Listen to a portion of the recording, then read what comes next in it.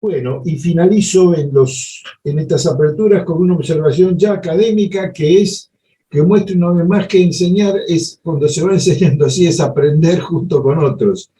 Alguien me observó, alguien concretamente mi compañero que está cursando el seminario del Consejo Asesor Académico de ASOFIL, el arquitecto Roberto Doberti, que en la primera clase que él la escuchó por YouTube, yo hablo del tema de la memoria y les digo que la teoría de la reminiscencia de Platón planteaba la memoria y les cité el teéteto como el diálogo donde Platón habla el tema de que le va a enseñar a un esclavo, como muestra que él nada sabe, pero que se lo va a sacar de adentro, porque en realidad ya lo sabe, dado que pensar es recordar para ese pensamiento griego, y esa cita no está, tiene razón Roberto Doberti, esa cita está en el Menón de Platón. La teoría de la reminiscencia está en casi todos los diálogos, pero específicamente la que se refiere al diálogo con el esclavo, al cual le saca postulados matemáticos, está en el Menón, concretamente en el parágrafo 82A del Menón, para quien lo quiera tener. Les sugiero que para leer algo parecido a Platón hay que elegir una buena edición en castellano, desde ya las de Aguilar, que son las más difundidas, leer cualquier cosa que no es Platón. Traten de conseguir la edición de Gredos. Es el tomo 2 de los diálogos de Platón, está en la biblioteca de ASOFIL, que subió la edición de Gredos. No subió porque era muy pesada la bilingüe, sino subió la traducción al castellano, pero está toda anotada y es muy bueno. Allí tienen ustedes el diálogo. Menón es uno de los tres personajes. En el diálogo están Ánito, Menón y Sócrates. Y es a un sirviente, a un esclavo de Menón, a quien se refiere Sócrates, le dibuja un cuadrado, no son los 5 postulados de Euclides, tiene razón Roberto, le dibuja un cuadrado y a raíz de la figura del cuadrado que Sócrates le dibuja, le va sacando una cantidad de problemas y de temas matemáticos que es oportuno, sobre todo los que vengan de filosofía o les interese. Reitero, lo correcto es el Menón de Platón, parágrafo 82A en adelante. Y la edición que sugiero es la edición de Gredos.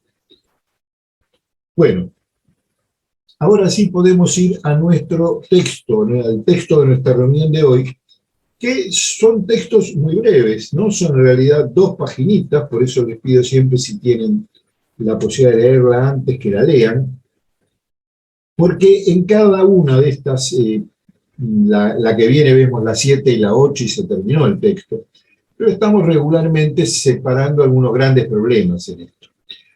Yo diría que en esta clase 3, en las páginas 5 y 6, tendríamos 3 grandes conjuntos de temas, enumerados en conjunto para ver primero este. El primero es el dominio planetario de la técnica. Es la primera cosa que Heidegger señala fuertemente. Y que ese dominio planetario incluso ya sale al espacio exterior. Y es dominio también, no solo de lo propio, sino de lanzamiento al espacio exterior. Y ahí es muy interesante recalcar algo, que 3 meses antes exactamente de esta conferencia, que es del 55, Heidegger leía muchas noticias que tenían que ver, siempre le preocupó el problema de la ciencia y de la técnica. Se larga formalmente la carrera espacial.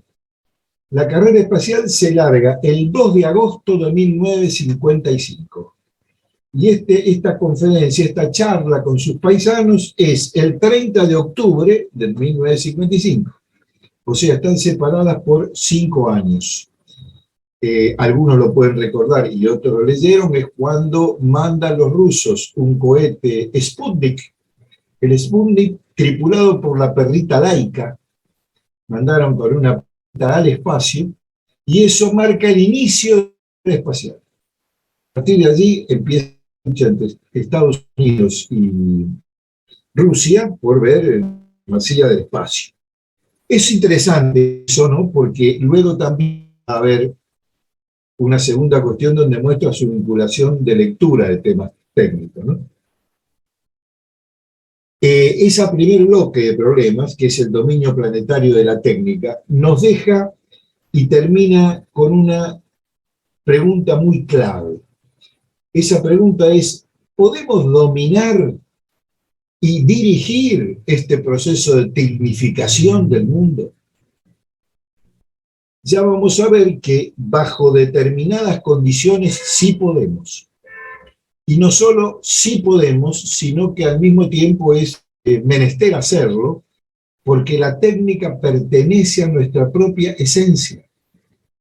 En la primera de las reuniones yo le había acercado un trabajo mío mostrando en la era de la técnica, fue un número que dedicó la revista de filosofía latinoamericana a la técnica, completo el número, ustedes pueden consultar allí otros trabajos muy interesantes. Ese mostraba de qué manera el hombre es un tecnita, su mano es un objeto técnico. Entonces, en este sentido, no se trata de arremeter contra la técnica, sino de ver cómo se puede dominar y orientar en favor del hombre. Nosotros estamos utilizando acá un servicio técnico como es Internet, y nuestra aula es virtual, no podría tener lugar esto. De manera que su postura no es, como muchas veces se ha malinterpretado, pretecnológica. De ninguna manera tiene una actitud pretecnológica. Pero también está prevenido contra el otro problema, que es la fascinación tecnológica. Sino el saber decir sí y el saber decir no va a ser una salida al problema. El segundo bloque de problemas es que este dominio planetario de la técnica ya no solo es del planeta Tierra, sino que ahora el hombre ha salido del espacio exterior. Otra cosa muy interesante es que en este segundo el hombre empieza a volverse y querer dominar y alterar su propia naturaleza. Hace referencia ahí a algo que había ocurrido 2 años antes de esta conversación, que es en el año 1953 se descubre el ácido desoxirribonucleico, el ADN, que se cree, bien se sabía que sus hélices, hay que poder potenciarlas, describirlas, permitirían manejar de alguna manera la vida humana. En este sentido, por eso mi trabajo se llama eso de y seréis como dioses, que es lo que dice David, algún día el hombre se va a tentar en querer modificar eso. Bueno, el proyecto, esto que aparece como descubrimiento del genoma humano, se organiza inmediatamente, como no podía faltar en la era de la técnica, como proyecto genoma humano, y muchos años después, Heidegger no lo ve esto porque muere en el 76, el proyecto Genoma Humano en el año 2001 publica que descifró completamente el genoma humano. O sea, nosotros estamos en este momento en condiciones de poder alterar el genoma y constituir individuos a nuestra imagen y semejanza. En este momento, si se quisiera, se podría decir, bueno, yo quiero tener un nene y no una nena, porque ya tengo un nene. Y yo quisiera que mi nene tenga ojos celestes, por decir cualquier cosa. Se podría hacer. Más aún, tanto se podría hacer y tan asustados están los propios genetistas que descubrieron el tema, que eso lo decide un gen, que es gen 23, que sobre ese gen hay una moratoria de 30 años. O sea, se han comprometido a establecer una prohibición ética durante 30 años. O sea que ya, digamos, siendo posible, sin embargo, lo prohíben. Sí, las prohibiciones, como todas prohibiciones, psíquicamente promueven aquello que prohíben. Así que no sabemos si en realidad anda o no dando vuelta por allí un hombre prefabricado. Sí sabemos algo, que hay un mamífero, la oveja Dolly, se acuerdan, en una granja en Inglaterra, que está manejada por ingeniería genética. O sea, no hubo, hubo allí en el momento de la gestación un manejo y la clonó exactamente igual a otra oveja que había allí. Bueno, esto abre un futuro inquietante. Para nosotros es hoy absolutamente común que haya un divorcio entre acto sexual y gestación. Sabemos que podemos hacerlo directamente por inseminación artificial, lo cual se va a presentar siempre, diría Heidegger, como todo producto de la técnica, con lo beneficioso. Es muy beneficioso. Hay gente que, mujeres que no pueden gestar, entonces, bueno, la técnica puede ayudar y nace un bebé de probeta. Pero vete aquí que hubo un momento, o se alquila un vientre en los países que permiten, pero hubo un momento que uno dijo, ¿qué mejor madre portadora que la madre de la propia gestante? Entonces, nace en el año 82 la primera familia anómala sobre la superficie del planeta, es en Sudáfrica. Nació un bebé que es al mismo tiempo hijo y nieto de la propia madre. Y a su vez, la madre es hermana del niño que nació, vía la abuela. Y así se construye la primera familia, después hay muchas otras, pero esto era en el año 82. O sea, la ciencia avanza, y avanza como proyecto. Y el mercado es absolutamente fundamental. A punto tal que creo que yo en ese trabajo digo que lo que llamamos vida humana está colocada como entre dos bancos. En el inicio hay un banco de esperma. Yo puedo tranquilamente guardar esperma y inseminar a alguien con ese esperma muchos años más tarde. Y lo otro es el hecho de que inmediatamente empiezan a querer patentarse genes. Entonces hay una discusión jurídica no saldada, depende de dónde. En Estados Unidos se puede patentar un gen. El tipo que descubre un gen lo patenta, el laboratorio, digo, no un tipo. Lo patenta y dice, bueno, remedios que yo fabrique mediante modificación genética utilizando esto, es mío. Por ejemplo, las vacunas, esto tiene una enorme ventaja porque la industria se mete con todo y lo logra. Durante la epidemia de la pandemia de coronavirus, 2 de las 4 vacunas disponibles son anómalas desde el punto de vista de genoma modificado, el ácido ribonucleico. Son mensajeros ARN. Bueno, pero, insisto, en muchos países las empresas farmacéuticas patentan un gen. En la mayor parte de los países también, no en todos, en el nuestro sí, se prohíben para la toma de un trabajador o trabajadora, se prohíben los ADN predictivos. Así como cuando le mandan a hacer la revisación médica, dice, bueno, tráigase un análisis de sangre, se hace esto, y se va a hacer un análisis de ADN, me da una gotita, y entonces allí sale predecible, no dice que va a ocurrir, dice, bueno, pero esta persona puede, de acá a 5 años, desarrollar un cáncer de próstata. O esta persona está expuesta a tal, y sale una cantidad de enfermedades posibles.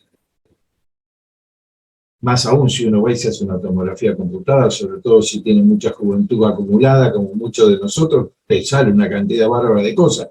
Que la desarrolle es otro tema. Pero la vida colocada bajo, la propia vida colocada bajo un programa de ingeniería genética, Esto tiene que ver con que en determinado momento el dominio de la técnica se vuelca sobre su propio creador, que es el hombre, y la modificación genética. Yo les mandé una síntesis de este largo proyecto Genoma Humano, que entre que Heidegger se admira de haberlo recién se acaba de descubrir en el 53 y el presente son 70 años de investigación concreta, donde se llegó a descifrar el 90% del genoma. Debe haber avanzado más todavía. Por supuesto, esa síntesis le vendría bien para profundizar ese tema. Y el tercer tema global, Heidegger empieza a sugerir acá que, bueno, frente a todo esto, hay un camino posible para lograr un nuevo arraigo. La reunión de hoy finalizaría con eso, con insinuar un camino posible. Y la reunión que viene, que es el cierre, le pondrá nombre y apellido a ese camino, que es un espíritu determinado, el espíritu de serenidad. Espíritu que también, por ejemplo, acompañó a los biólogos del proyecto Genoma Humano cuando dijeron, no, sobre el proyecto 23 establecemos una moratoria ética. No se puede utilizar. O sea, que no todo lo posible está permitido. Y esto requiere una actitud de deshacimiento, de separamiento. Bueno, entonces los tres grandes temas es el dominio planetario de la técnica de la Tierra y del espacio exterior, el dominio de la propia naturaleza del hombre mediante la manipulación del genoma, y lo tercero, el empezar a ver que en medio de eso existe la posibilidad de un camino. Bueno, yo les sugiero que vayamos al texto de Heidegger mismo, vamos a la página 5, y en el segundo párrafo de esa página 5, el que empieza con el poder oculto en la técnica moderna, allí pueden colocar un 1 al costado, y allí empieza el subtema dominio planetario de la técnica. Ese párrafo va a ir, este punto 1 va a abarcar ese párrafo, y 1, 2, 3 más. Va a terminar donde dice lo oído y lo leído, es decir, pararse a pensarlo. Ahí cierra este conjunto de problemas, el dominio planetario de la técnica. Voy a leer algunos párrafos de esto que me parece que son los importantes a subrayar para profundizarlo. Dice Heidegger, el poder oculto en la técnica moderna determina la relación del hombre con lo que es. Este poder domina la Tierra entera.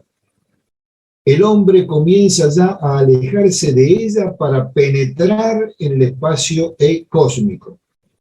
Misión Sputnik a la Luna, a orbitar un satélite. En apenas 2 decenios, 20 años, se han conocido tan gigantescas fuentes atómicas que en un futuro previsible la demanda mundial de energía de cualquier clase quedará cubierta para siempre.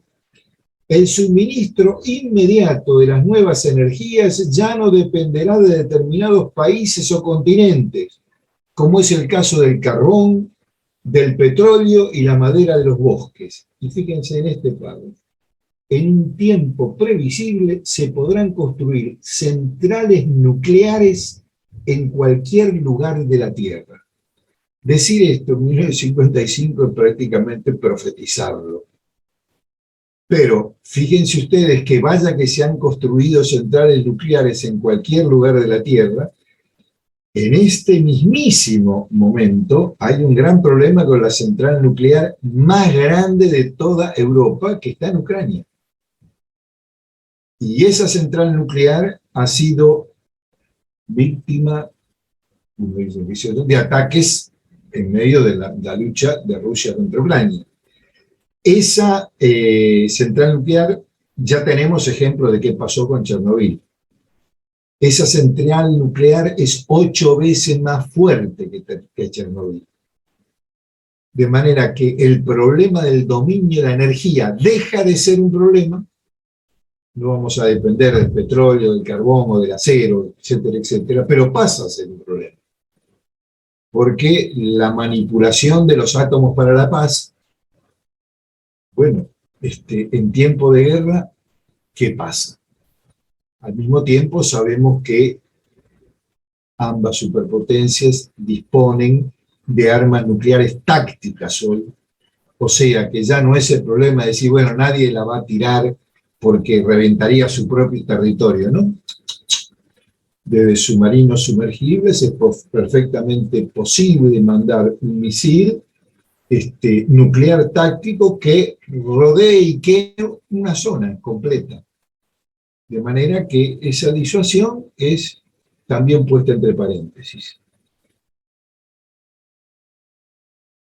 Entonces, frente a todo esto, es que viene la pregunta decisiva, dice Heidegger, respecto de este dominio planetario de la técnica. Y está en el párrafo siguiente, en el tercer renglón,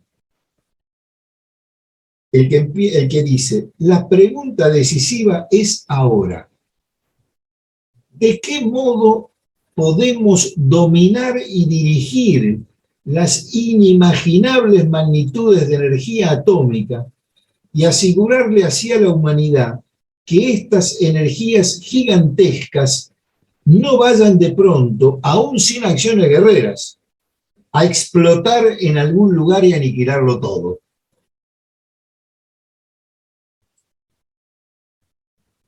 Si se logra el dominio de la energía atómica, y se logrará, dice, comenzará entonces un desarrollo enteramente nuevo del mundo técnico. Subrayemos esto, un desarrollo completamente nuevo del mundo técnico.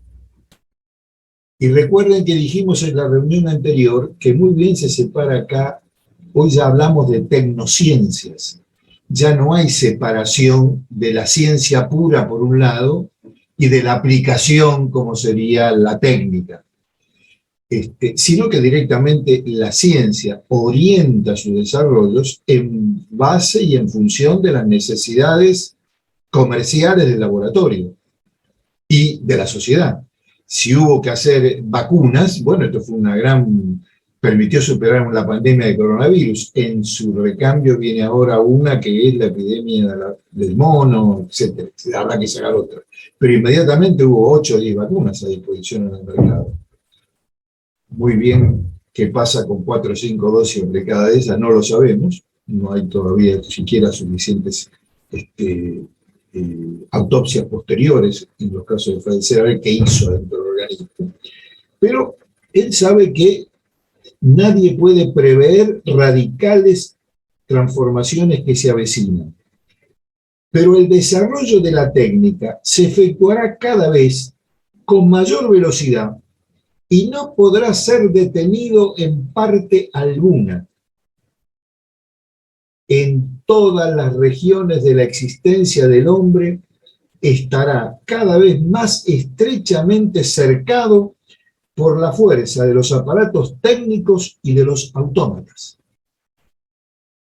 Los robots automatizados, gran parte de la industria, no nos asombraría si uno entra, como entra una vez a ver, la fábrica Volkswagen, en Alemania, son muy pocos hombres. Se encargan una cantidad de máquinas trabajadas para eso, de poner tornillos, pintar, etcétera, etcétera.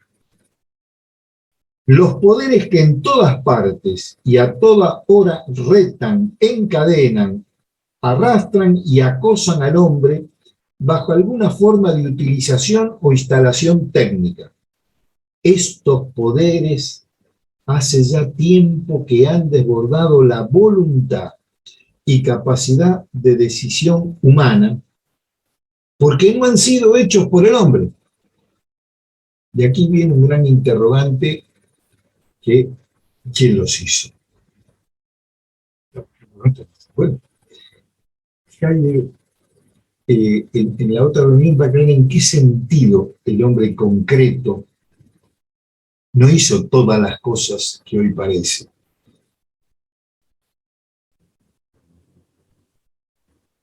Y finaliza este párrafo diciendo, pero también es característico del nuevo modo en que se da el mundo técnico el hecho de que sus logros sean conocidos y públicamente admirados por el camino más rápido.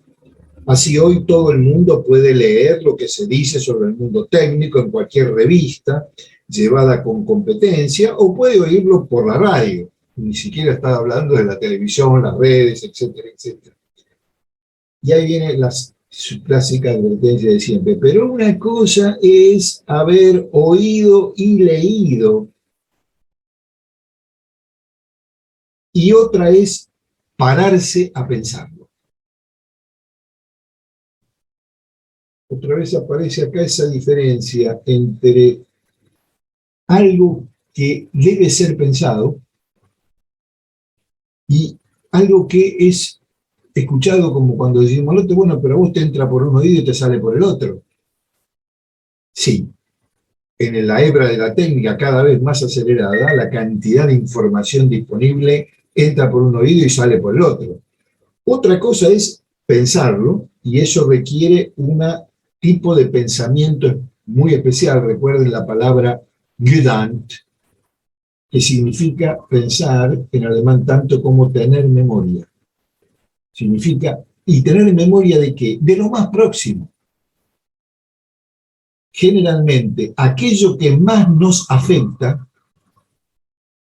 no necesariamente lo tenemos registrado como tal. Usando una palabra de Saint-Exupéry, lo esencial suele ser invisible a los ojos. La cosa más cercana suele, si no nos afecta de una manera muy determinada, que es la meditación sobre ella, suele pasar de largo, ¿no? En este momento, también para ir a cuestiones muy concretas, en nuestro país, Google va a instalar ahora, a la altura de una de nuestras playas del Atlántico Sur, en Las Toninas, un cable de transmisión submarino que va a ir bordeando América Latina y va a llegar directamente a Estados Unidos. Recorre 14.000 kilómetros de fibra óptica. La cantidad de información que va por ahí adentro es enorme. Y por supuesto, inmediatamente ya hay, Google donó al país 2 escuelas Google,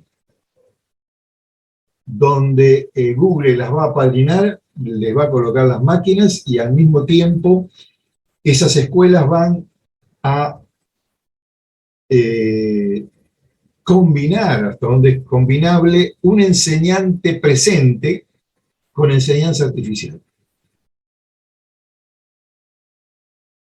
Por un lado, muestran cosas que creíamos muy difíciles de hacer, pero por otro lado muestran que esto que llamamos virtual, en realidad, tiene asentamientos físicos muy concretos. Google no es el señor Google que viene del cielo, no, es un cable. Si ese cable se corta, o si ese cable se prolonga a otros lugares, por ejemplo, en el caso de Chile, Chile patrocinó otro proyecto sobre el Pacífico, en este caso con control del Estado, no con Google, que va a Australia, y de Australia a 3 países asiáticos, con la garantía de que ninguno de ellos es China ni Rusia, sino que va a Corea del Sur y a otro más que no me acuerdo.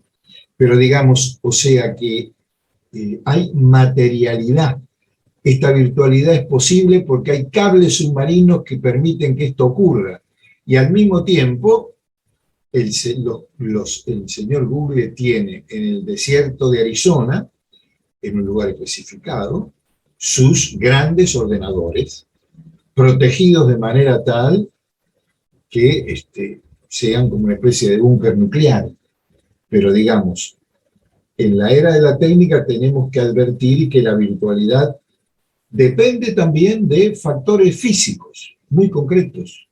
Los cables que conectan, los superordenadores capaces de retener en memoria, todo esto que nosotros estamos haciendo acá.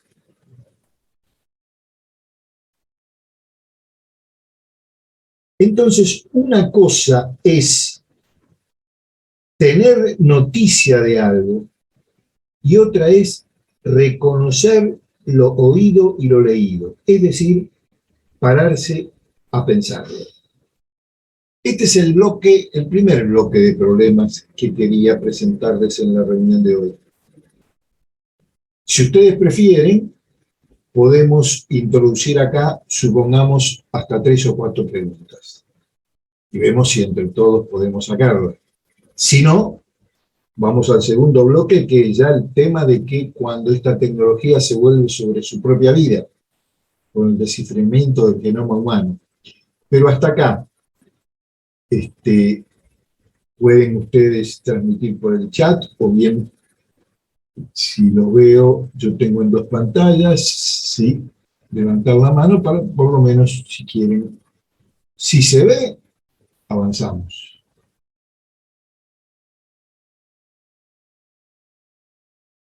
Llegó algo por el chat, tenemos 26 participantes en este momento. ¿Llegó algo por el chat, Fernando? Sí, Gabriela Butler dice, pero el hecho de que el hombre tiene el poder de la destrucción del planeta, ¿se puede dejar a la voluntad de su uso simplemente? Esa es una consulta.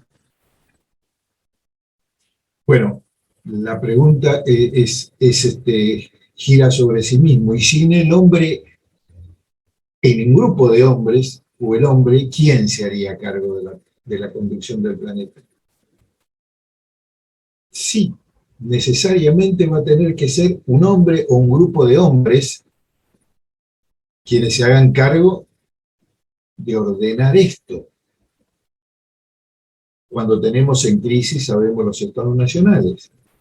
Bueno, estos son los desafíos realmente del presente. Luis Jiménez me pregunta algo, sí. Sí, buen día a todos, muchas gracias, Mario. Pero entonces yo quedo confundido porque al final del tercer párrafo dice: estos poderes hace ya tiempo que han desbordado la voluntad y la capacidad de decisión humana. Y por eso dije... En relación con la pregunta anterior... Por eso dejo planteado de que lo ha desbordado en cierta manera, pero al mismo tiempo los ha generado. Entonces diríamos que me viene a la cabeza algo del gran paraguayo Roa Bastos en su novela Yo el Supremo. Hay un momento en que un personaje dice: en un callejón sin salida, la única salida es el callejón.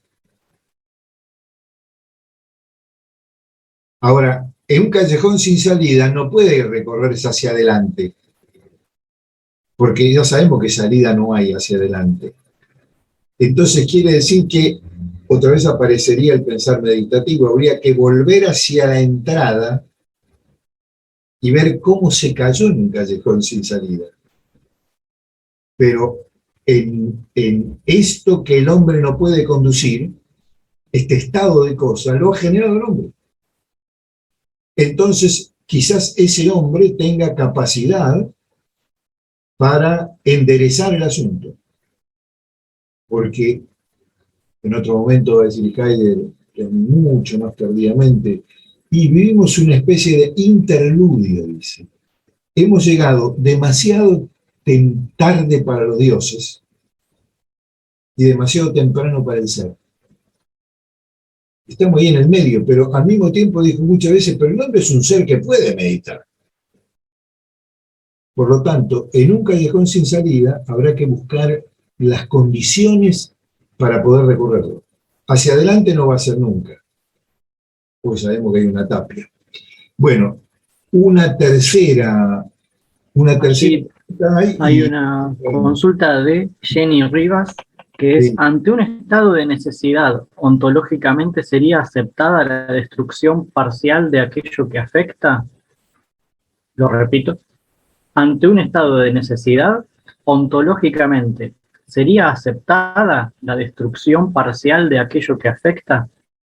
Bueno, no lo han probado. Ah, perdón. Ya fue probada 2 veces, una sobre Hiroshima y otra sobre Nagasaki. Tiraron 2 bombas atómicas y vieron lo que pasó. Hoy en día, el poder destructivo de un solo misil táctico es 10 veces eso. Entonces, en este sentido, sería aceptado y podría ser aceptado. En un estado de necesidad, ¿por qué no le voy a tirar la bomba al otro si es que yo puedo no estar involucrado en ello? Por eso se van contando los misiles que tiene cada uno de ellos, por eso se rozan. Es como los capos del barrio en la era global, ¿no? Fíjense ustedes el estrecho de Taiwán en estos días. Meter ir la tercera en el orden de sucesión del mando de la primera potencia mundial, que es Estados Unidos, la señora Nancy Pelosi, ir a un lugar como Taiwán, que está separado de la China continental por un estrecho muy cortito.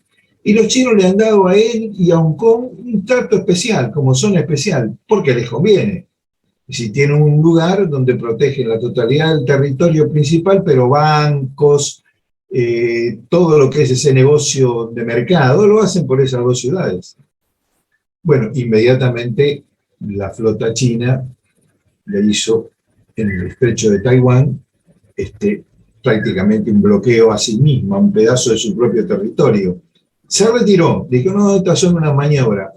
Ahora anunció la flota de Estados Unidos que hay 2 portaaviones con capacidad nuclear que van a hacer el mismo jueguito en el estrecho de Taiwán. Parece que nos encanta jugar con fuego. Entonces, ¿podría ser? Y sí, podría ser. El tema es, como siempre, ¿qué hacer para que no ocurra? O sea, las fuerzas están desatadas. Esto es evidente, no nos podemos, ni podemos pensar que es un problema pasajero, que no. La técnica en determinado momento se vuelve autómata. Alguna vez vieron Tiempos Modernos para acá, busque a alguien, por allí está la película Blade Runner, que es ciencia ficción, por supuesto, pero es cuando un grupo de autómatas se van perfeccionando y llegan a superar al hombre. Y empieza una guerra entre el hombre y su propia creación, que son los Blade Runner. Bueno, eso es un apoyo, un recurso didáctico que si conseguimos de hecho en Netflix está, pero también está en YouTube, seguro. Entonces, si encuentran, es un apoyo que les quede también de este pensamiento. Bueno, pasemos hacia lo segundo. El segundo es el último párrafo de la página 5 y va a ir ese párrafo solo con los 2 renglones primeros de la página 6, de manera que es corta. Es el lugar donde nosotros fijamos como tema el tema del dominio de la propia naturaleza del hombre, de su propio ser, la técnica vuelta sobre la modificación de su propia naturaleza. Dice Heidegger. Fíjense otra vez, siempre atento a qué pasa con la ciencia y la técnica. En el verano de este año de 1955, volvió a tener lugar, de nuevo en Lindau, el Encuentro Internacional de Premios Nobel. En esta ocasión, el químico norteamericano Stanley dijo lo siguiente: se acerca la hora en que la vida estará puesta en manos del químico, todavía no había ocurrido, que podrá descomponer o construir o bien modificar la sustancia vital a su arbitrio. Se acerca la hora, esa hora es hoy nuestro presente. Y dice, ¿se toma nota de semejante declaración?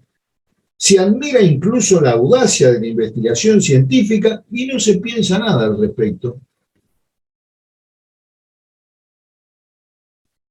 Nadie se para a pensar en el hecho de que aquí se está preparando con los medios de la técnica una agresión contra la vida y la esencia del ser humano.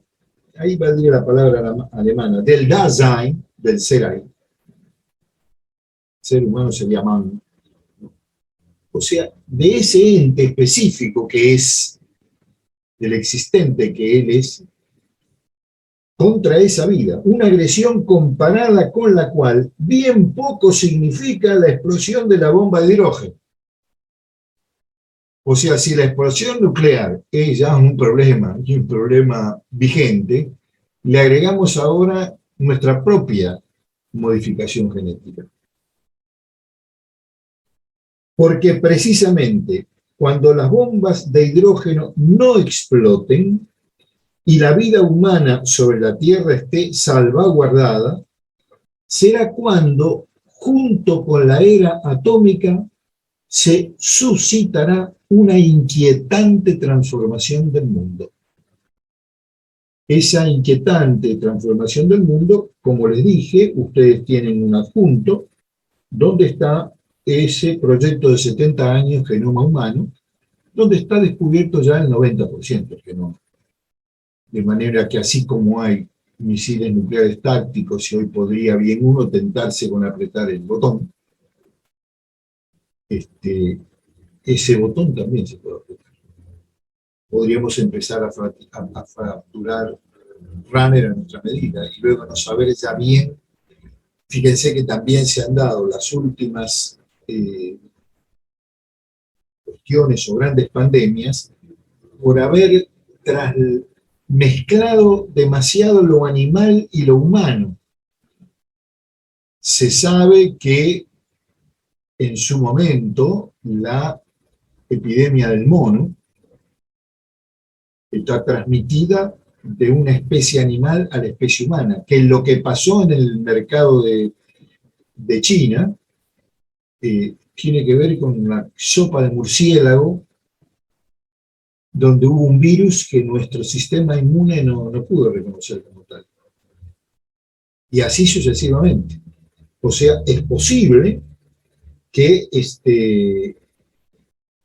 se va a suscitar una transformación del mundo y de ese mundo que somos nosotros mismos, pues mucho más inquietante.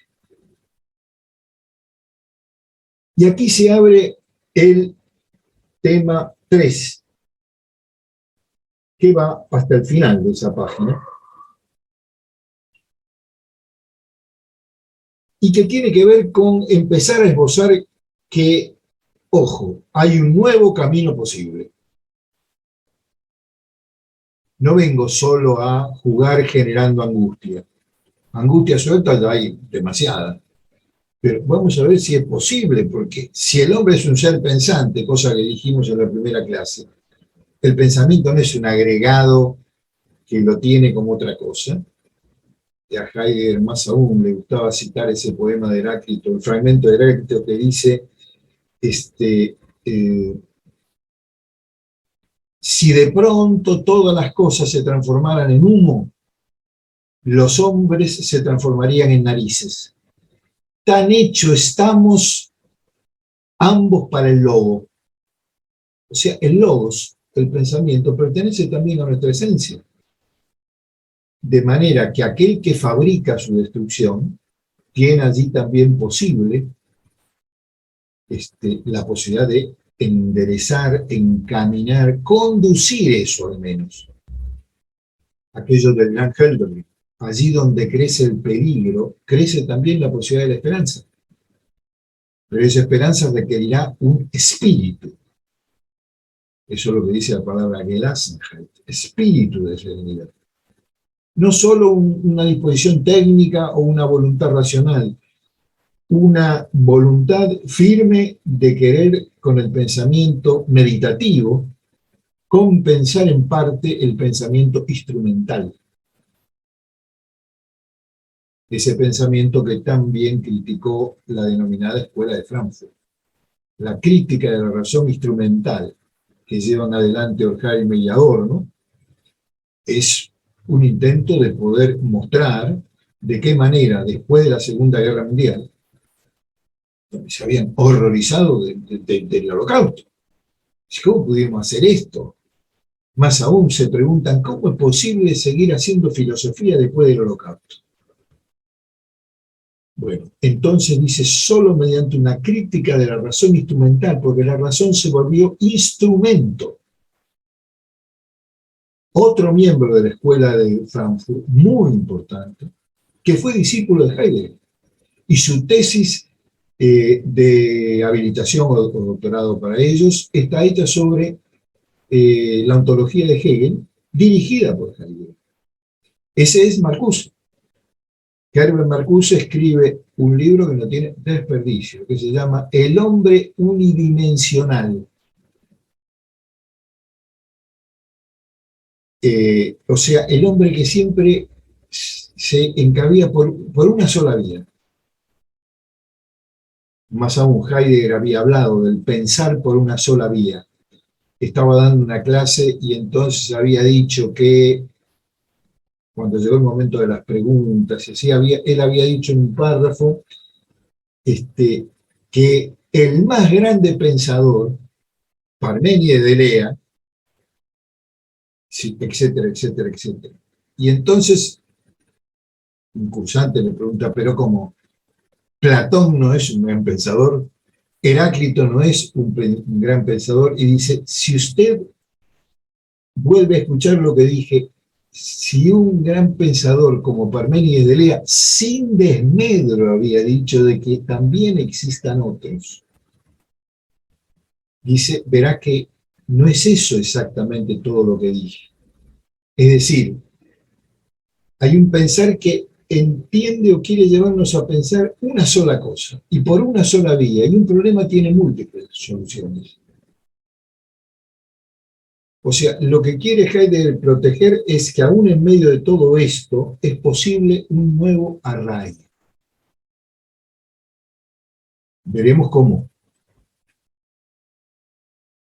Lo verdaderamente inquietante con todo no es que el mundo se tecnifique enteramente. Lo que viene es el párrafo clave a señalar. Mucho más inquietante es que el ser humano, el Dasein, no esté preparado para esa transformación universal. Que aún no logremos enfrentar meditativamente lo que propiamente se avecina en esta época. Si nosotros solo vamos a ejercitar la razón instrumental, no va a haber meditación sobre lo que está pasando. Y va a pasar, o puede pasar. Y fíjense lo que dice, ningún individuo, ningún grupo humano, ni comisión, aunque sea de eminentes hombres de Estado, investigadores y técnicos, ninguna conferencia de directivos de la economía y la industria pueden ni frenar ni encauzar siquiera el proceso técnico de la era atómica. Ninguna organización exclusivamente humana es capaz de hacerse con el dominio de la época.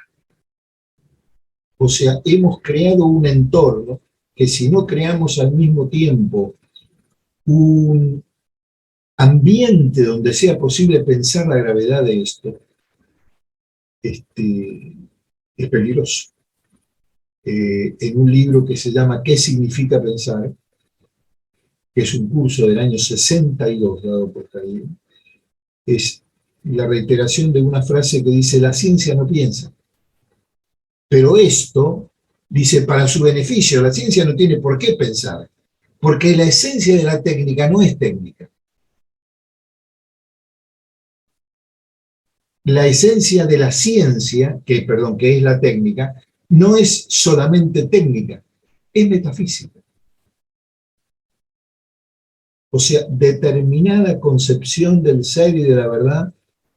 Recuerdan que hace 2 clases cuando trajimos a colación ese artículo de Heidegger, La época de la imagen del mundo, que es una conferencia que él da en la Sociedad de Medicina y de investigadores de Friburgo, y le invitan a dar una conferencia y da una, él cierra el ciclo con una conferencia que se llama La época de la imagen del mundo. Y ahí dice, la era moderna, que es la que estamos transitando, se caracteriza por 5 cuestiones. Y al desgranar esas 5 cuestiones dice, bueno, esta es un programa para pensar. Cada una de estas cosas, ustedes tienen ese texto por allí, no quiero citarlo de memoria para no volverme a equivocar y no parar hasta la biblioteca para buscarlo. Y entonces aquí viene, sí, el tema este de la crítica a la razón instrumental, porque si no, no vamos a poder hacernos cargo de nada. Dice, así, el hombre de la era atómica se vería librado, tan indefenso como desconcertado, a la irresistible prepotencia de la técnica. Pero no tiene por qué ser así. Y efectivamente lo estaría si el hombre de hoy desistiera de poner en juego algo decisivo, el pensamiento meditativo frente a un pensamiento meramente calculador.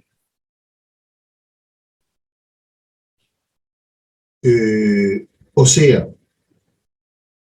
otra vez, la razón instrumental, habiendo colonizado la totalidad de formas del logos. Más aún, la transformación del logos en ratio implica una transformación fundamental y no hay edad moderna si esto no se produce.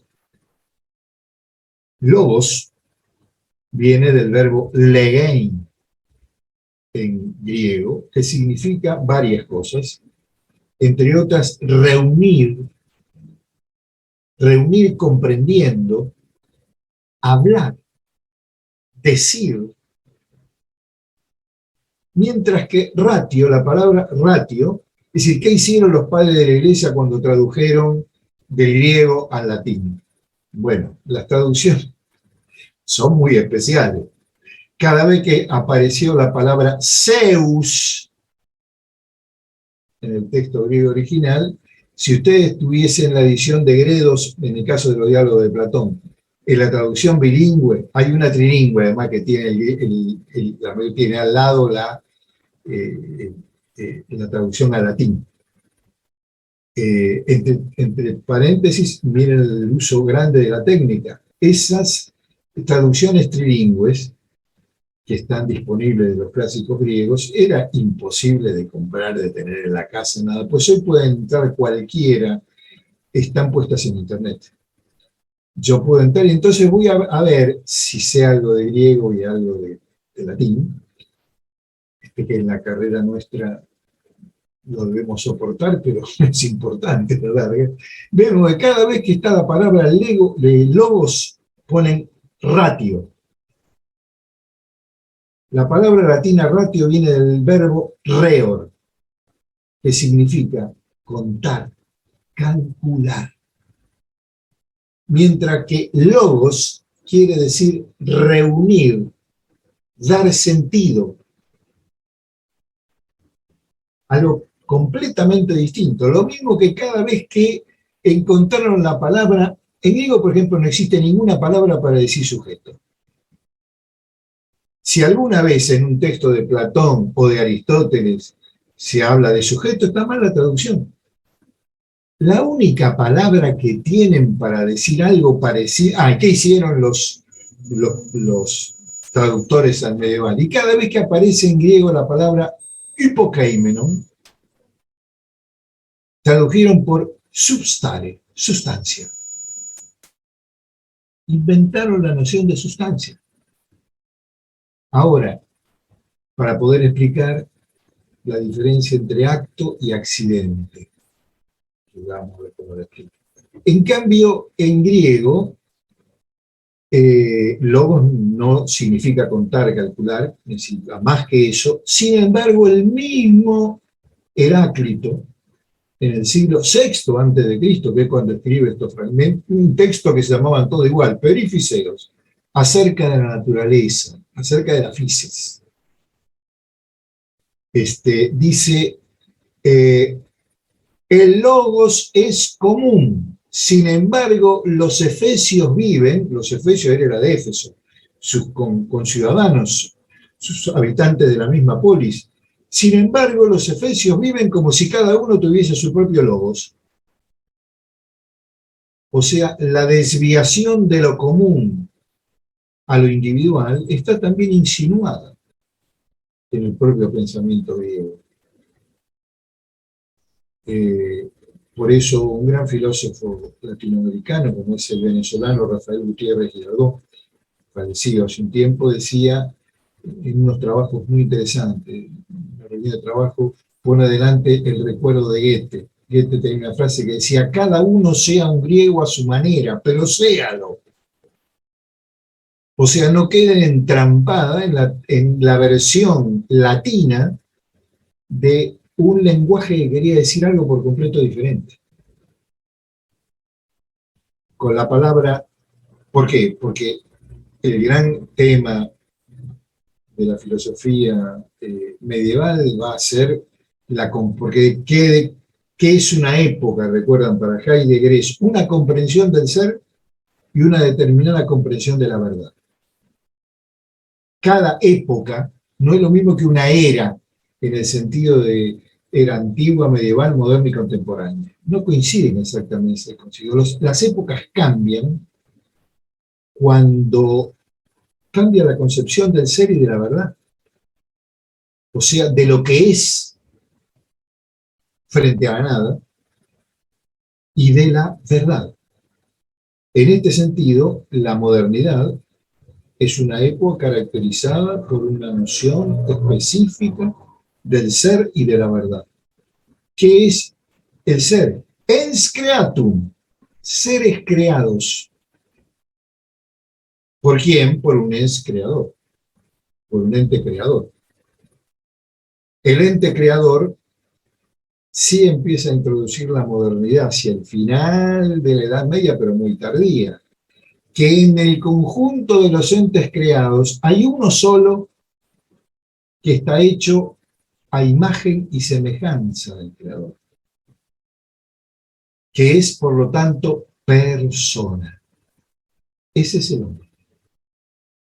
O sea, todavía no aparece el sujeto moderno con toda la fuerza, pero hacia el final se muestra que dentro de la compañía hay un actor que sale del conjunto del reparto y ese va a ser el sujeto. Pero si ustedes le preguntan a Santo Tomás, ¿el hombre es sujeto? No, el único sujeto es Dios, porque es por sí mismo. Más aún, hay un autor medieval, pero que no tiene desperdicio, San Agustín. Las confesiones de San Agustín son preciosas y uno las puede leer, digamos, desde una perspectiva. En las confesiones de San Agustín se inventa un hereje, que es él mismo haciéndose preguntas. No se olviden que San Agustín, hasta muy grande, Agustín de Hipona, era un hombre de la época, con las virtudes y defectos de un hombre de la época. Antes de ser santo era Agustín.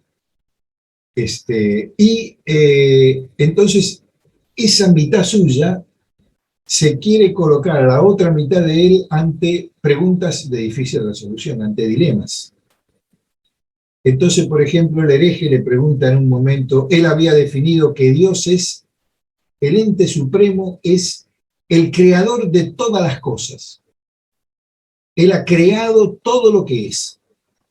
Y el hereje le pregunta, ¿y qué hacía Dios antes de crear al mundo?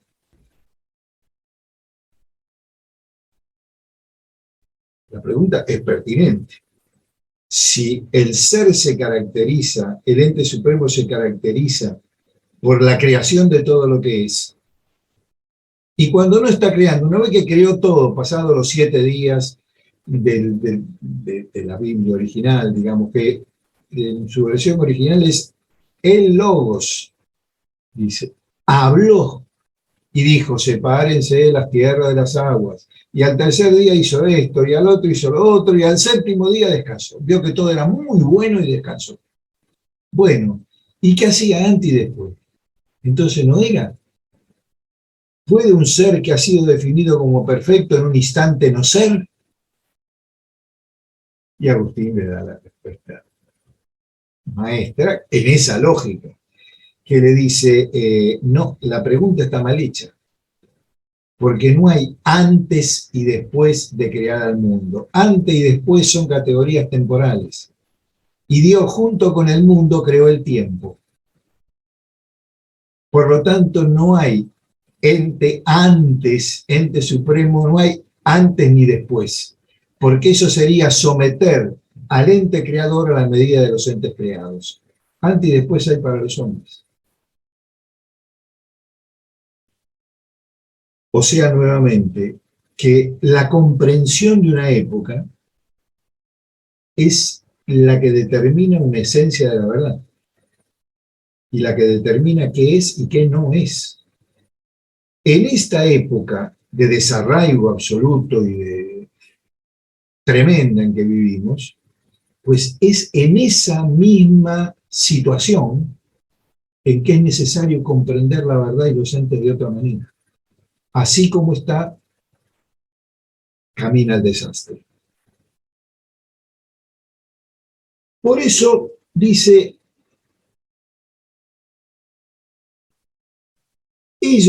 pero una vez despierto el pensar meditativo debe obrar sin tregua, el pensar meditativo, aún en las ocasiones más insignificantes.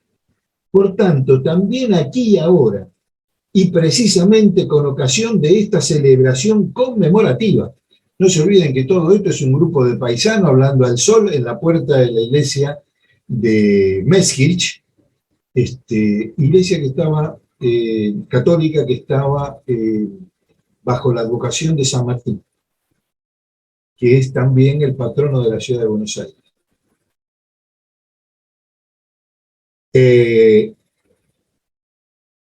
Dice, ella nos da que pensar algo particularmente amenazado en la era atómica. ¿Qué es lo que está amenazado? ¿Qué es lo que realmente hay que pensar? El arraigo de las obras humanas. ¿Se acuerdan que al principio dijo, venimos a festejar el aniversario, el centenario del nacimiento-muerte? Me recuerdo de un paisano de esta tierra, el músico Conradit Kreuzer. Ahora, no es a él a que celebramos. Celebramos, la única manera de celebrarlo es escuchar su obra. Luego va a cantar el coro de la iglesia, porque era también cantor y organista. Kreuzer era un romántico alemán. La sonata Kreuzer, que es una sonata dedicada a él. Por eso preguntamos, si incluso el viejo arraigo se está perdiendo, ¿no podría serle obsequiado al hombre un nuevo suelo? Subrayen eso de serle obsequiado. ¿No podrán serle obsequiado al hombre un nuevo suelo y fundamento a partir de que su ser y todas sus obras puedan florecer de un modo nuevo, incluso dentro de la era atómica? ¿No podrá algo o alguien o él mismo donarse, darse algo que pueda de alguna manera señalar un nuevo camino, Weg, en alemán? Porque hay un grupo de conferencias dentro de la cual está la época de la imagen del mundo, que es la que yo traje, están recolectadas en una cosa que hacía mucho Heide, dentro de un texto donde hay una serie de conferencias. El texto de esa conferencia en alemán es Holzwege.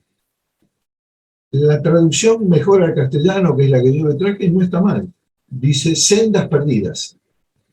Pero aclara él en un prefacio muy chiquitito, dice, las Holzwege, literalmente, Holz es madera, y Wege, senda. Dice, para el guardabosque, para el leñador y para los que trabajan en el bosque, existen ciertas sendas que solo ellos conocen, que llevan al claro del bosque, a lo abierto del bosque. O sea, ellos no se pierden en esas sendas. Bueno, tenemos que buscar, y entonces ahí sí aparece algo. Bueno, tenemos que colocarnos en posición espiritual de ser acreedores a algo, atreviéndonos a recorrer Holzwege, sendas que se pierden no en ningún lugar, que se pierden en el claro del bosque.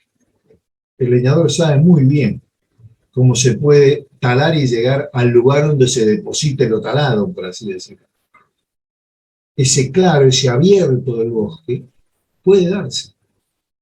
Hay que buscar una conducción adecuada para eso, de uno mismo y de la sociedad donde vive. Si esa es la búsqueda clave, se pregunta, ¿y cuáles serían el suelo y el fundamento para el arraigo venidero? Lo que buscamos con esta pregunta tal vez se halla muy próximo, tan próximo que lo más fácil es lo no advertido. Vuelve otra vez, lo más cercano suele ser ontológicamente lo más lejano. Busquemos en lo más cercano el claro del bosque que nos va a ser dado, que va a aparecer. Este camino, esta Holzwege, para que no sea una senda perdida, sino que nos lleve a algún lugar, es el camino de la reflexión. Podríamos mostrar y subrayar ahí el prefijo re. Reflexionar es volver sobre sí mismo. El hombre encontrará un nuevo suelo a partir, dice, de que él pueda pararse y reflexionar sobre lo que le está muy próximo, sobre lo que está haciendo. Porque para nosotros, sigo leyendo, los hombres, el camino a lo próximo es siempre el más lejano y por ello el más arduo. Este camino es el camino de la reflexión.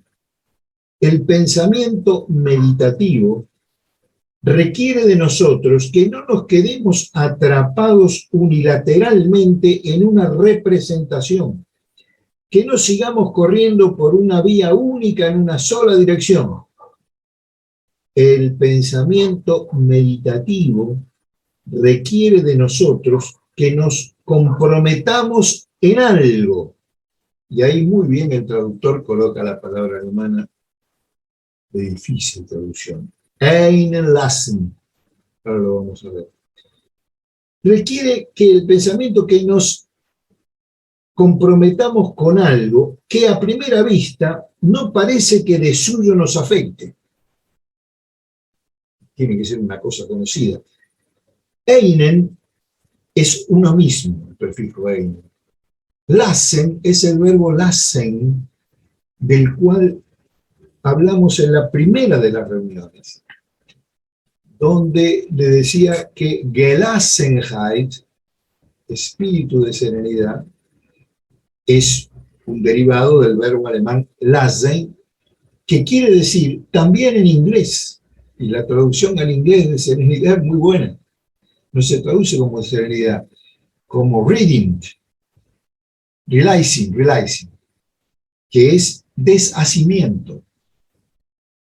Deshacimiento en el sentido de no desentenderme de todo, sino de tener frente a las cosas una distancia suficiente, que no sean ellas las que me manejen a mí. O sea, solo puede haber arraigo si mediante alguna senda aparentemente perdida llegamos a algo llamado meditación. ¿Y qué es la meditación? Algo que nos deshace de una relación instrumental con el ente para transformar esa relación en una relación nueva. Así aparece algo que se nos dona. No porque venga de otro lugar, que nos donamos nosotros a nosotros mismos. Un don. Algo que se da en absoluta gratuidad. Se lo obsequia al hombre a sí mismo. El obsequio que el hombre en nuestro tiempo podría hacerse a sí mismo es un pensamiento meditativo. Hagamos la prueba, dice Heidegger. Para todos nosotros, las instalaciones, aparatos y máquinas del mundo técnico son hoy indispensables. Otra vez, no hay una actitud pretecnológica.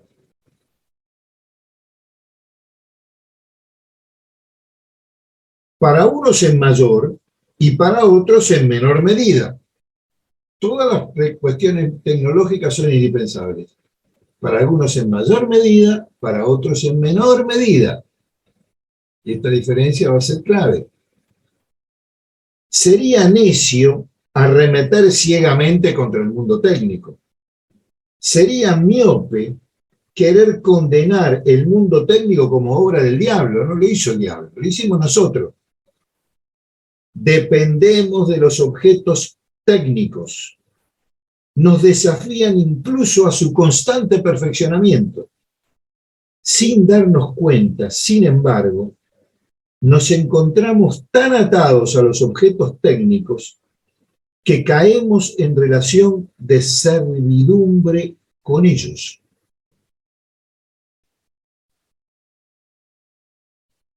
Es necesario entonces que nos liberemos de esa relación tan superficial con las cosas y que optemos por una forma de relación con las cosas donde sea posible que aparezca un claro en el bosque. Pero también podemos hacer otra cosa. Que acá viene el comienzo de la solución. Podemos usar los objetos técnicos, servirnos de ella de forma apropiada, pero manteniéndonos a la vez tan libre de ellos que en todo momento podamos desembarazarnos de ellos. Otra vez el verbo lassen. Los lassen, desasirnos.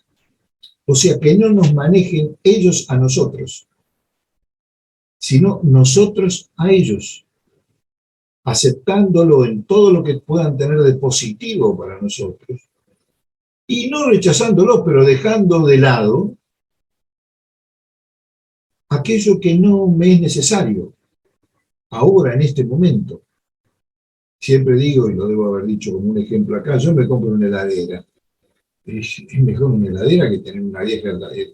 Cuando yo era chico pasaba el hielero por la puerta de mi casa y una heladera hielo. No, es mejor la heladera, la enchufe y listo.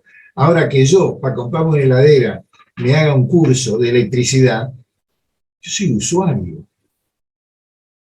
Me basta con saber que si la enchufo, bueno, puedo aprender que es mejor poner en el enchufe un estabilizador de tensión para que no se queme el motor. Pero de allí a hacer un curso de electricidad es como cuando en la computación esto también es común, en la técnica computacional. Bueno, viene un ingeniero tecnológico y uno dice, no, pero usted lo puede hacer más fácil poniendo así. Y sí, pero mire, yo no lo necesito. Si me tengo que aprender todas las funciones del Word, sí voy a usar un 20% de eso. Bueno, el 20% que use lo voy a aprender. O sea, que en la ciencia en la época de la técnica es necesario optar. Debemos hacer ahí también una opción preferencial. Y esta opción preferencial, en este caso, es por la meditación. Por el saber decir sí y no a aquello que me ata a una relación de servidumbre con las cosas.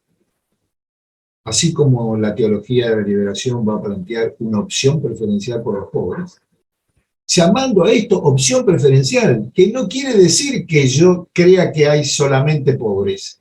No, yo decido hacer una opción por los pobres. Por la filosofía de la liberación, que dice, bueno, yo hago una opción por un hombre nuevo, por un hombre diferente. Decía el gran Nietzsche, yo también, él creía, no era ningún ateo, creía desesperadamente en Dios. Dice, pero yo creía en un Dios que supiera bailar, no en el espíritu de la pesadez. Miren lo que han transformado los últimos hombres a los dioses. Entonces, en este sentido, se trataría el pensamiento meditativo de hacer opción.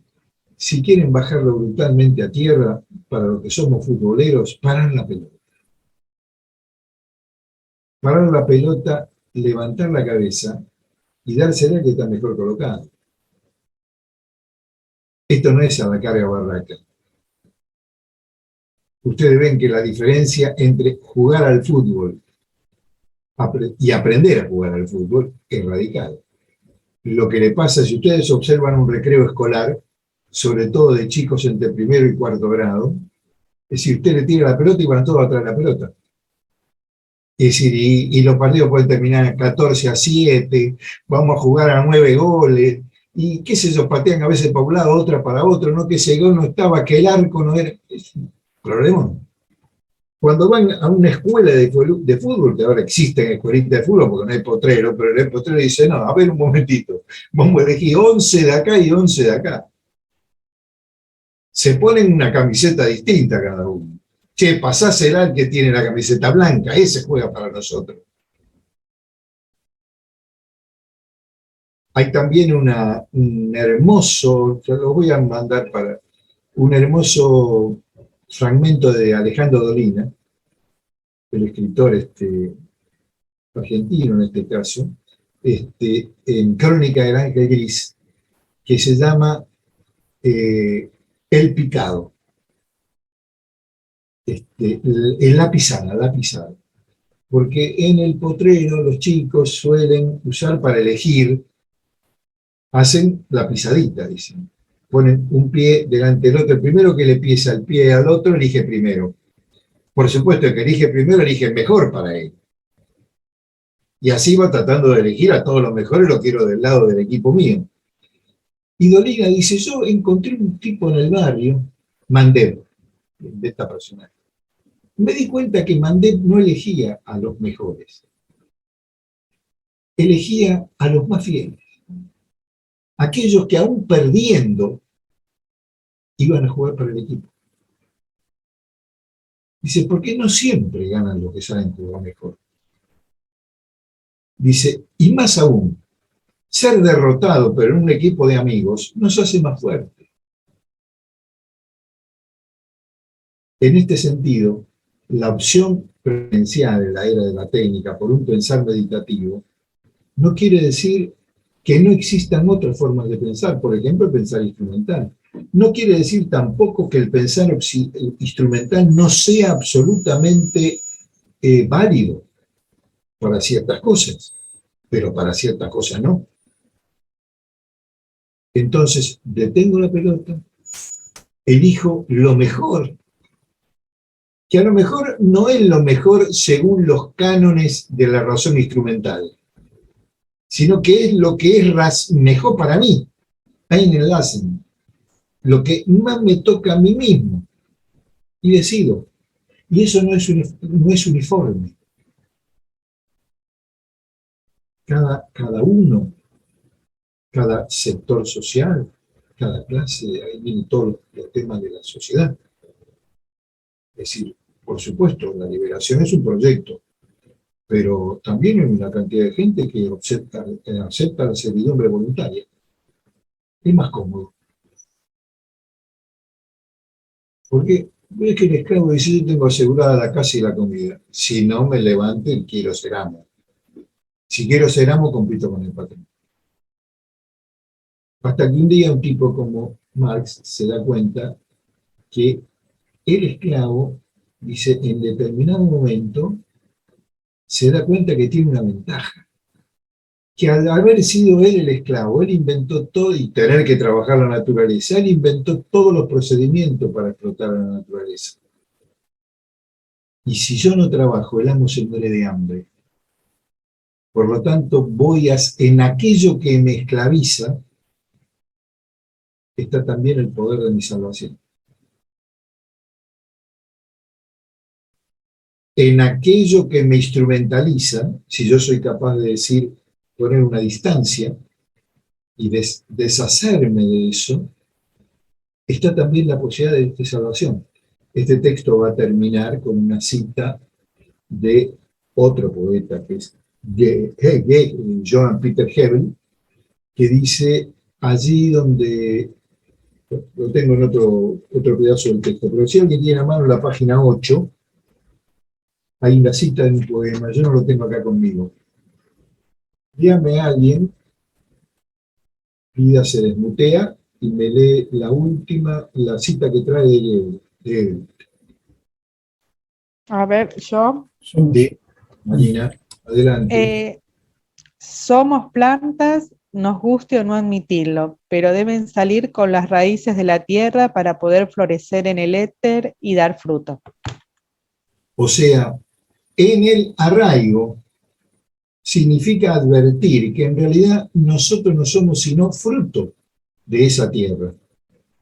Yo soy de Meskirch, diría Hayek. Más aún se hizo enterrar en Meskirch.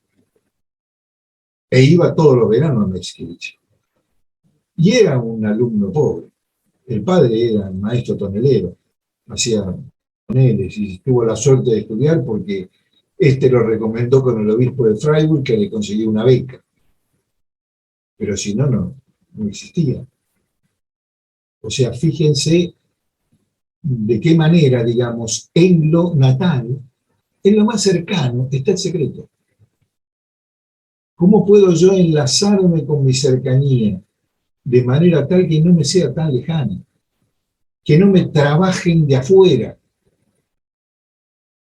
que no me pidan más que aquello que puedo dar y que quiero dar. Que la relación pueda ser de don y no de trueque.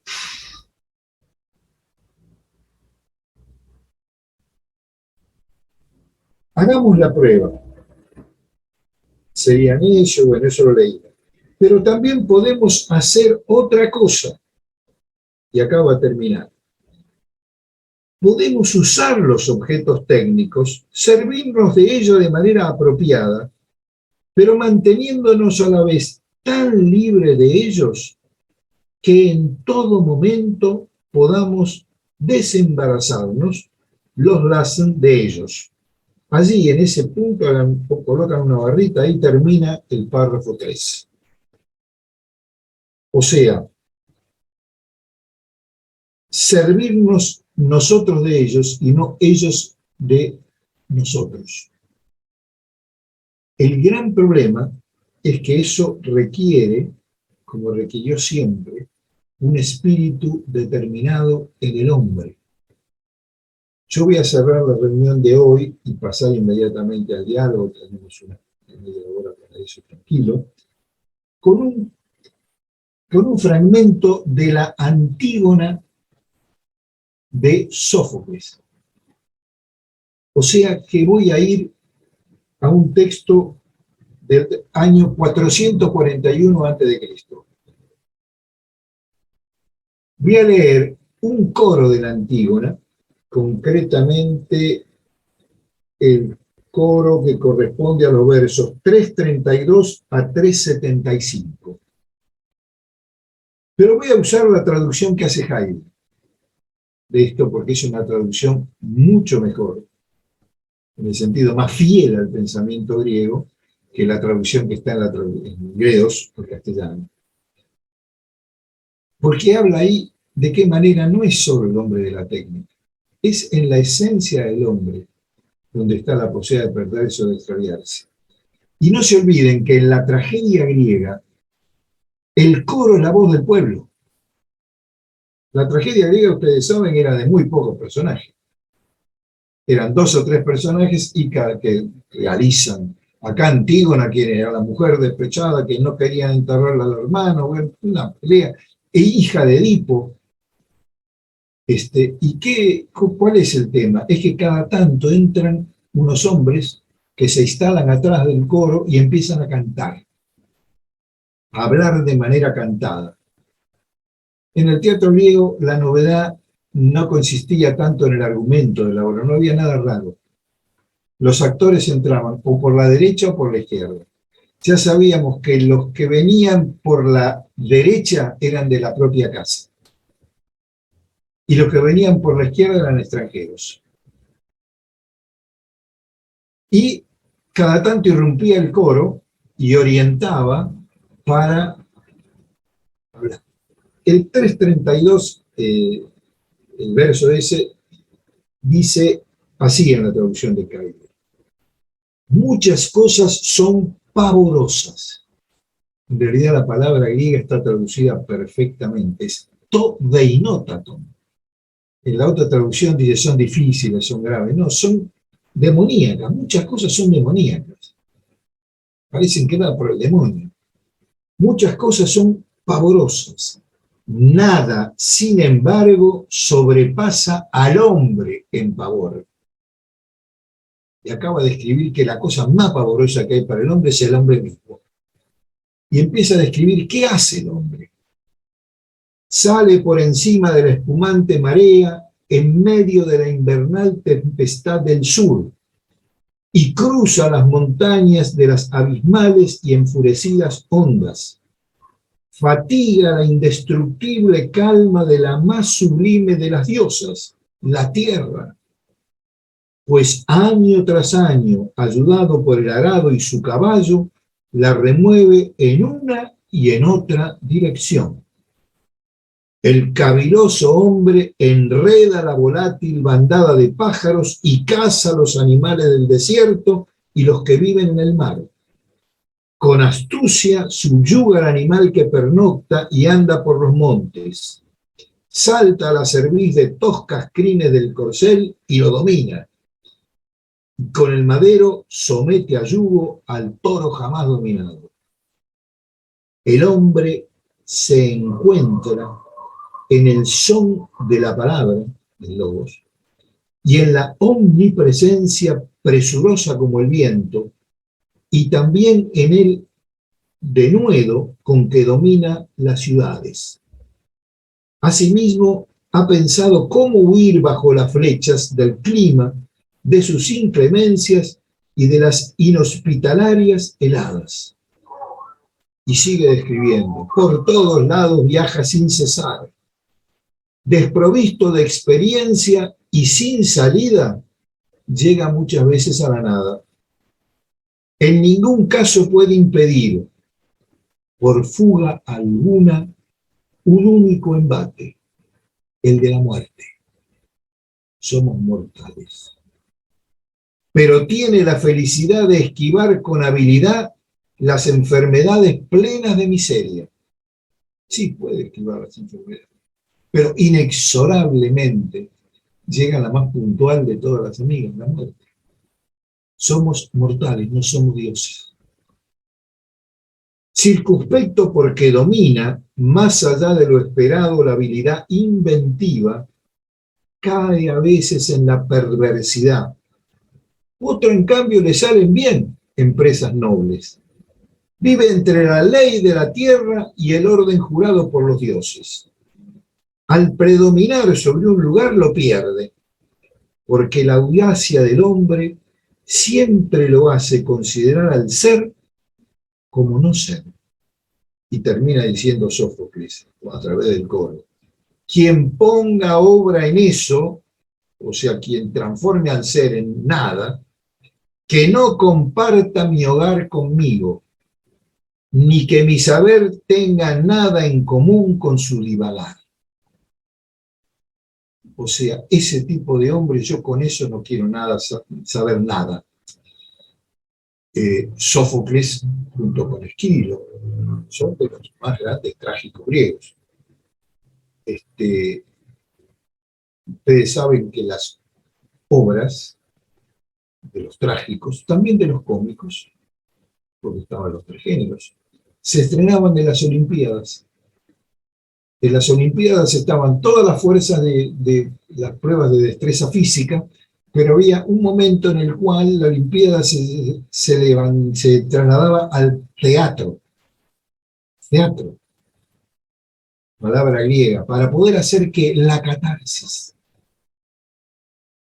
Iban al teatro porque habían hombres, allí se iba a representar algo que a ellos los iba a tocar en sí mismo y los iba a hacer pensar. Por eso los grandes maestros de la tragedia griega eran celebrados igual que los más nobles atletas. ¿Y cuál era la celebración? Fíjense, los ciudadanos, los atletas y los trágicos, o los comediantes, o los autores de obras teatrales, no se representaban a sí mismos, representaban a una ciudad. Las Olimpiadas se hacían en una ciudad llamada Olimpia, pero venía gente de Tesalia, de Atenas, de Nubia, de muchos lugares. Por eso, mientras estaban el tiempo de las Olimpiadas, no se podía matar. Se tenían que poder trasladar, las polis se peleaban entre ellas, que daba gusto, pero tenían que parar al menos los 70 días que duraba la Olimpiada, para poder garantizar que todo hombre pudiese llegar a la justa competencia. Y los ganadores de esa competencia, por 4 años, cada 4 años eran las Olimpiadas, las clásicas, cuando se retoman las Olimpiadas para que no coincidan con los mundiales de fútbol, creo que son cada 6. Pero también ese tiempo es un tiempo de jubileo. No se puede joder al prójimo. Y el que las gana, durante 4 años, los héroes, tanto los creadores de la obra teatral ganadora, Sófocles gana con la Antígona Olimpiada, son condenados a vivir en el Pritaneo. El Pritaneo era un recinto que estaba en la Acrópolis abajo, donde no trabajaban. Durante esos 4 años eran alimentados por la policía. ¿Por qué? Porque la habían servido y la corona que llevan de laureles era depositado delante de Palas Atenea. Habían ganado la Olimpiada. Por lo tanto, durante 4 años se debían dedicar a lo más importante también, al ocio contemplativo. Escribían otra obra, entrenaban de otra manera, pero la gloria no era la gloria individual, era la gloria de la polis a la cual pertenecían. Y al mismo tiempo, la polis tenían que ser tan chicas que se puedan juntar todo en un teatro. Por eso, cuando Aristóteles escribe la primera constitución de Atenas, que es una constitución de Atenas, dice, la polis tiene que ser lo que entra en el teatro. En este caso, en el Teatro del Pireo. Dice, si somos más, hay que fundar otra polis. Porque los hombres tienen que, dice, poder conocerse los unos a los otros. En el momento en que se rompió esa armonía y que los griegos se transforman en un imperio, con Alejandro Magno, ahí vino su propia desgracia. Se fueron tan lejos que los generales de Alejandro ya hablaban otros idiomas, no se entendían entre ellos, cuando volvían a Atenas no se reconocían, el único que volvió y vivió era Alejandro. Pero Alejandro estaba hecho un extranjero para su propia gente. En este sentido, se había gestado en la polis más alejada de Atenas, que era Neápolis, Nápoles, el Nápoles actual. Ahí están las ruinas de Neápolis. Bueno, se había gestado un imperio que se hace cargo del griego. Aparece Roma, donde aparece la dura ley, dice Hegel. Se termina el mundo de las almas bellas, dice Hegel. Aparece la ley y el orden. Los romanos establecen una forma de construcción de las ciudades según la cuadrícula, una forma de defensa de las ciudades, y hacen muy elásticas las relaciones entre las ciudades. Más aún, los pueblos, todos los caminos, eso sí, construyen un fabuloso sistema de caminos que a los griegos no se les ocurrió nunca hacerlo, porque no querían ir de una polis a otra. Pero todos los caminos conducían a Roma. Hasta donde llegaba la legión romana, llegaba la mano de Roma. Ahora, con ese pueblo, si el pueblo se entregaba a Roma sin pelear, matarlos, se entregaban, Roma los trataba bien. Le dejaba que tengan hasta un procónsul propio y le permitía, que era algo muy importante, poner al menos algunos de sus ídolos en el panteón romano. Había ídolos de todas las polis, pero aparece la idea imperialista de universal. Lo universal. Todos los caminos conducen a Roma. Los caminos de Alejandro no conducían todos a Roma. Conducían a cualquier lugar, algunos terminaron llegando a la India, por ejemplo, directamente, no volvían. Muchos se quedaron en Alejandría, por ejemplo, frente a Atenas, no se conocían entre sí. Bueno, hasta aquí quiero llegar hoy.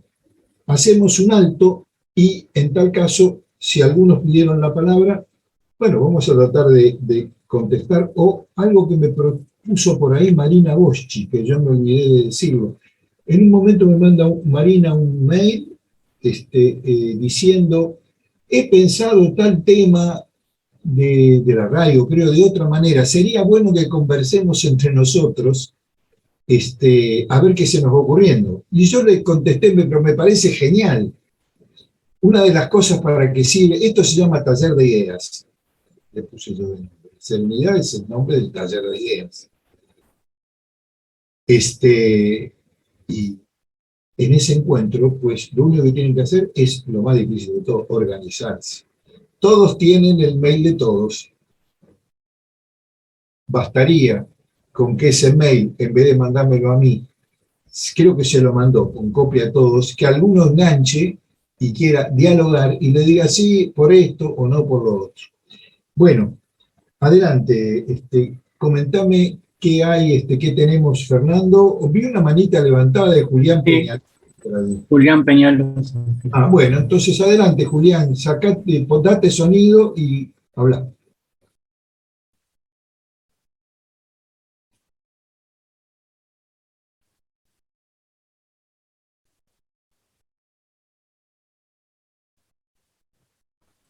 Allí creo que tiene algún tipo de dificultad, pero levantó la mano también Santiago. Santiago, bueno, vamos con Santiago. ¿Santiago cuánto? Tengo dos Santiagos. Solo Santiago. Santiago Cordero, ¿qué tal? Buenas tardes, buen día, perdón. Mario, mi consulta es doble. Primero me gustaría consultarte, en primera instancia, quizá lo debería haber hecho en la primera clase, pero no tuve la ocasión, ¿por qué la selección de Heidegger como principal interlocutor de la técnica, si bien teniendo presente que hay un montón de pensadores argentinos y latinoamericanos de la misma época, como por ejemplo Carlos Astradas, que en última instancia piensan la técnica y lo hacen desde el continente latinoamericano e incluso ven a la técnica como un medio para la liberación de los pueblos coloniales. Esa sería la pregunta para no hacerla tan extensa. Yo te daría una respuesta sencilla a esa pregunta, y que no es una falta de respeto, porque sí. No hice este taller dedicado a Heidegger porque no conozca los trabajos de de Carlos Astrada. A Carlos Astrada incluso estoy sentado a 2 cuadras de lo que fue la última casa de él. Y en esa biblioteca que tienen atrás, arriba de todo, están una gran cantidad de libros con su firma de dedicatoria. Lo conocí hacia el final de la carrera de filosofía. Él ya no enseñaba ahí, lo había echado la Revolución Libertadora. Como a tantos.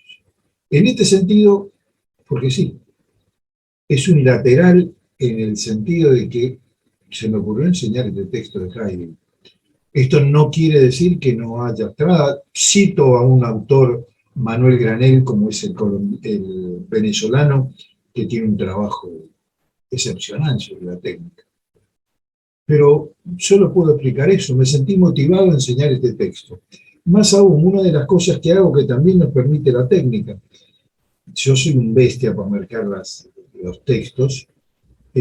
Por eso el libro mío dedicado a Serenidad está recontramarcado. Si yo le sacaba eso en fotocopia y se lo mandaba a ustedes, bueno, tenían digerido el texto. Pero además lo tenía digerido yo. Entonces tomé las 8 páginas que estaban en la biblioteca de Josefina y me las imprimí de cero. Y me estoy leyendo cada clase de nuevo el texto. Había cosas que no se me habían ocurrido cuando lo leí por primera vez, que debe hacer bastantes años. Fui a aquel texto, vi anotaciones a los márgenes. Digo, puta, se me había pasado esto. Así que te diría simplemente eso, Santiago, que, por ejemplo, estaría excepcional hacer un breve taller sobre Benjamin. La cuestión de pensar en la era de la técnica, Benjamin tiene para decir, de don Carlos Astrada, por supuesto, que hay textos claves, temporalidad, un texto de Heidegger a esto, pero otra vez es opción, nada más que opción. Más aún, en realidad, este pedazo de serenidad que yo les dije, dice al lado primera parte. En la publicación de esto como una edición por aparte, en la obra completa es un tomito, Heidegger le agregó una serie de conversaciones inventadas por él, y de reflexiones que son anteriores a todo lo que desemboca en serenidad. O sea que es como el doble el taller, el texto de serenidad. Y son todos caminos que él cuenta, estos caminos me hicieron desembocar en el espíritu de serenidad.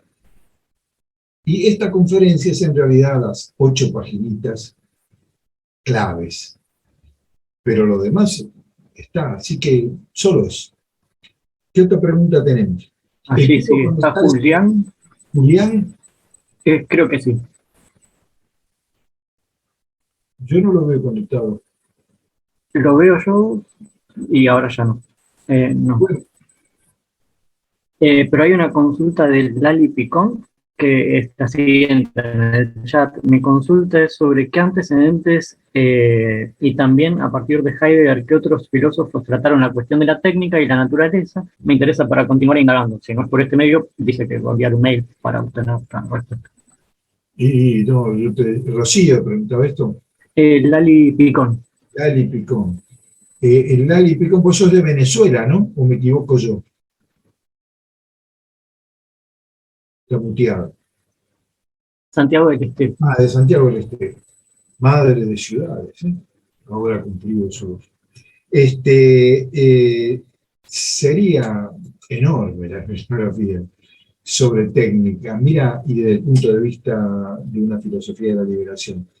Nosotros ahora tenemos, Sofil tiene en prensa un libro que se llama Presente y Futuro de la Filosofía de la Liberación. Son unas jornadas que participaron Enrique Dussel, Raúl Fornero Betancourt, de Alemania, de Filosofía Intercultural, y yo de acá de Buenos Aires. Hicimos unas jornadas y esas jornadas llevan adosada una sección documentos que redactó alguien que está cursando este seminario, que es el compañero Luciano Madoni. Ahí hay una cantidad de bibliografía básica sobre qué se estuvo trabajando, qué se estuvo diciendo.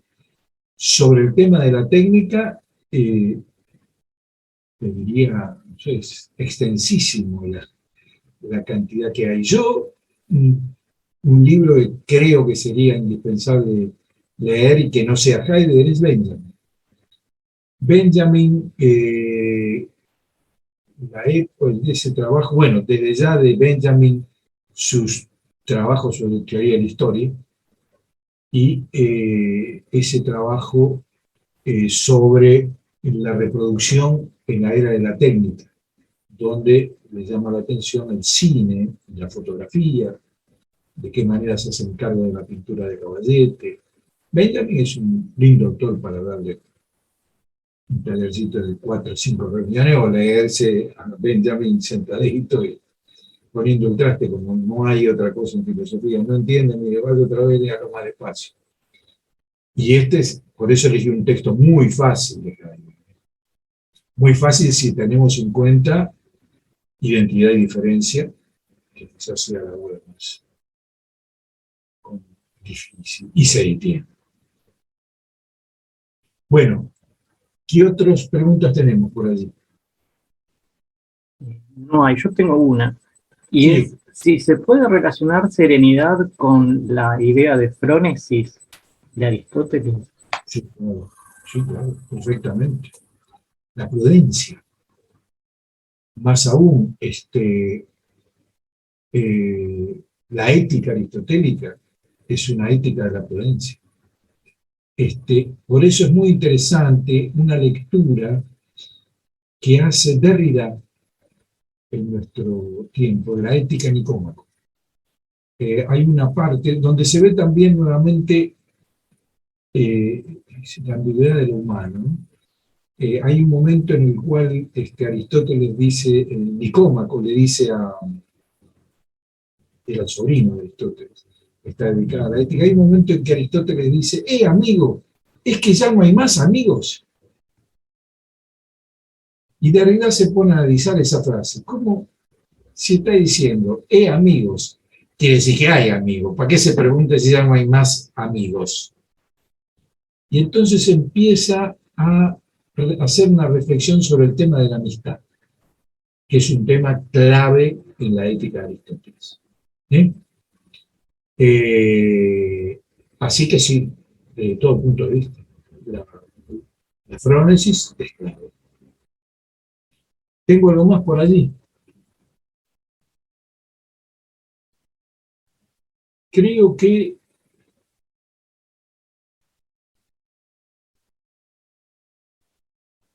yo me había parecido ver a alguien más que había entrado.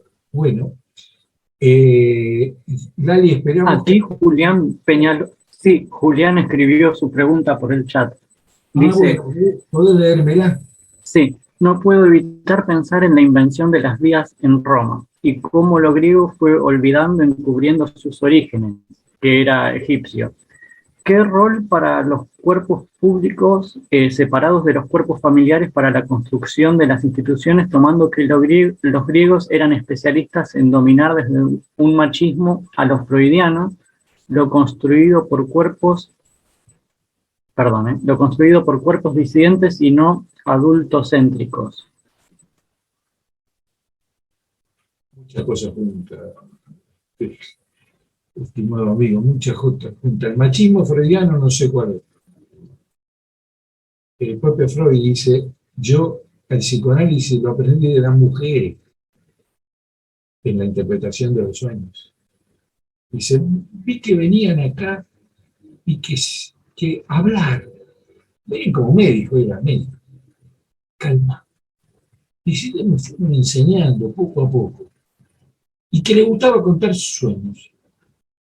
Entonces, de a poco fui modificando mi propio consultorio, me saqué guardapolvo.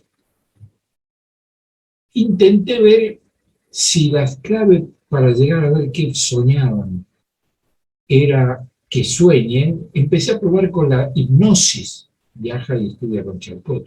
Pero me di cuenta que bajo la hipnosis no servía porque cuando se despertaban no reconocían nada de lo que habían soñado. Entonces dije, tienen que entrar como en un estado como de adormecimiento.